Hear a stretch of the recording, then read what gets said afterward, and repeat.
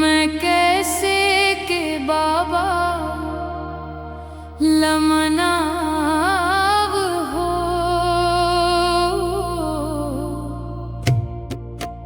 मैं हकोन रंग फूलवा चढ़ाव हो।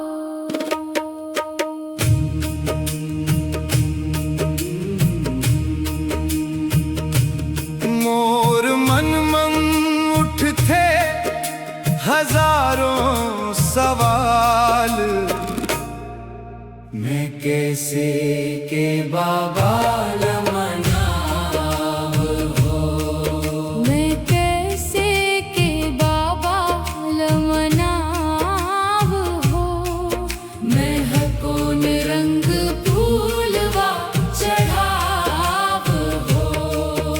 सफेद रंग के फूलवा लेके तोर चरण में आज मैं आवंग। सतनाम के जोत जला के तोर महिमा गावत जावंब। दुखिया मन के ते सहारा, अंधियार मन के उजियारा, मोर जीवन नैया डोले। ते बन जा बाबा किनारा। मैं कैसे के बाबा लमनाव हो, मैं हकोन रंग फूलवा चढ़ाव हो।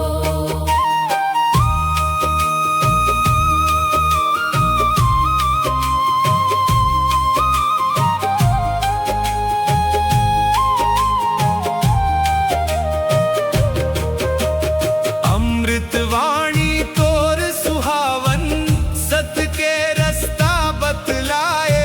झूठ कपट के अंधियारा ला, सतनाम के सूरज भगाए।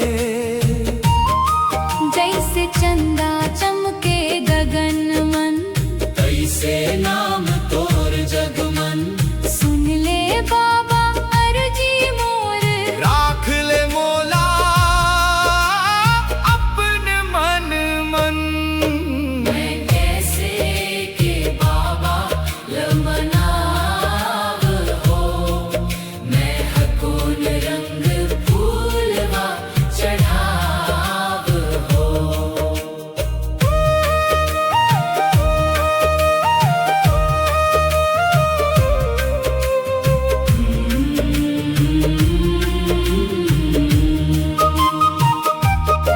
जैत खाम के ध्वजा लहराए, सत के संदेश सुनाए, दीन दुखी औ पीड़ित मन ला। बराबरी के राह दिखाए।